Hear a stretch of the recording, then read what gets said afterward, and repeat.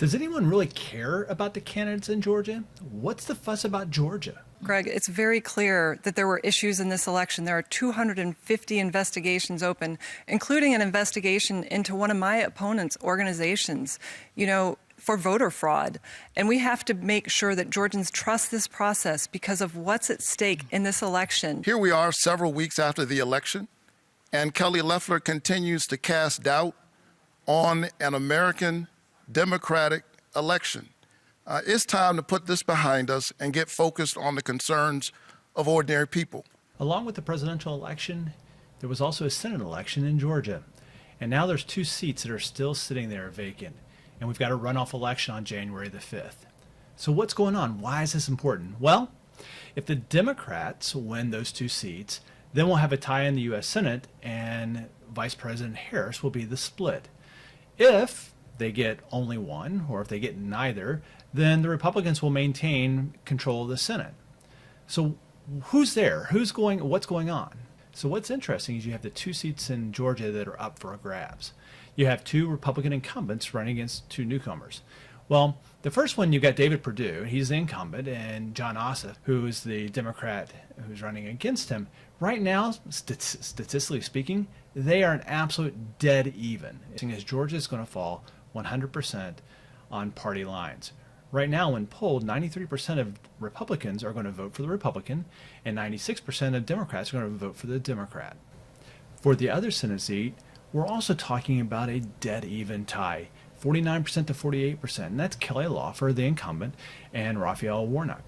Historically speaking, an off-cycle election typically favors a Republican.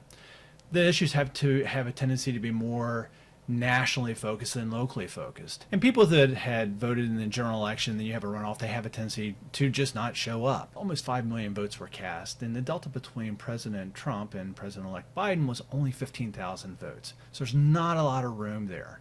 And given that this is an off cycle, it has a tendency to really be focused in on the base as what's going to show up. Now, what's the most intriguing thing is this is one of the states that President Trump has stated that it was fraudulent. Kelly Loeffler and David Perdue, they have both been ones who've continued to say this. So early voting has already started in Georgia. That started on the 14th. The next date we've got to talk about is January 1st. That's when early voting stops. And then January 5th is the election. And by 7 p.m. on the 5th, all absentee ballots have to be received in Georgia. Off-cycle elections have more to do with the national level politics than it really does the local, and this one's absolutely no exception to that rule. And what's going on is the Republican view has been talking about the corona relief and the economy, and the Democrat view has been talking about President Trump's inability to deal with the coronavirus. When I did my analysis looking at the 2020 presidential election, across the states, when we're talking about basically Republican or Trump supporting states, their number one concern was the economy. Number 2 was like immigration. And when you got down to the bottom, then we started talking about coronavirus and started talking about like inequality, racial inequality. Georgia was one of the ones that was much different. When polled and Georgians were asked about what's their 1 and 2 issues, their number 1 issue was the pandemic, and their number 2 issue was racial inequality. It's one of the reasons why I thought that Georgia would go for Biden. And this has been no different for the Senate race. Both the Republicans have aligned themselves right behind Trump, and the Democrats, of course, are on the other side. And I think that's one of the reasons why it's as close as it is right now. Another interesting part about this election is both candidates have spent almost out of their own budgets, almost $70 million. This is going to be the most expensive Senate race that we've had in our history.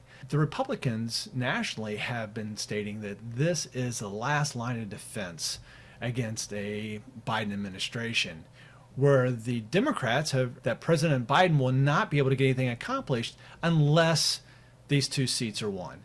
And that's why this has received such a national attention, and so much money is being spent from outside of Georgia into a Georgia election. A couple real quick closing thoughts. Number 1, both parties, the Republicans and the Democrats, have both been telling people to get out and vote early, which is very different than what we heard in November.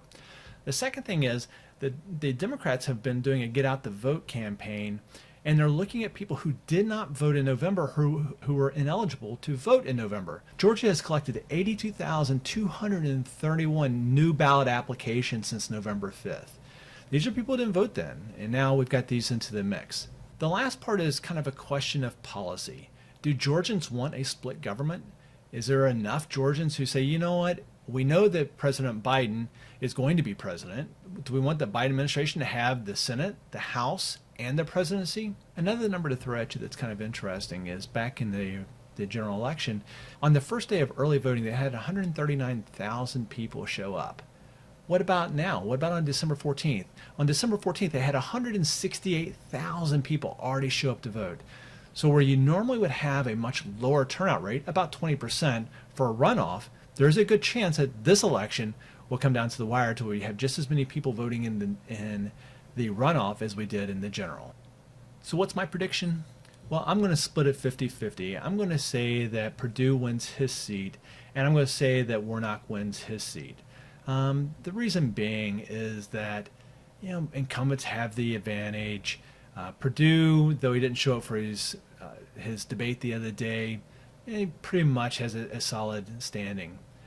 There's been some controversy about Loeffler in the last couple of months. There was an accusation that she sold a bunch of stocks because of a COVID brief that she received. There's been some stuff in the news lately where her husband actually purchased a bunch of stocks in companies that were going to benefit from the CARES Act. She is the richest member of Congress. So there's a lot of controversy there. She has a little bit of baggage that may be just enough for her not to win. So my prediction is that we're going to have 1-1. The Republicans will maintain the Senate, and we will see how the Republican Party deals with a Biden administration. Well, thanks for showing up, and can't wait till we talk again. Thanks for viewing, and welcome to the Chuck Kyle Show. If you like the content, and as we go down the path to 2024, we always want you to get involved, and the biggest way you can is just click the button and subscribe. And if you think I'm right, wrong, or have a question or a comment, just comment below. Well, we'll see you at the next episode.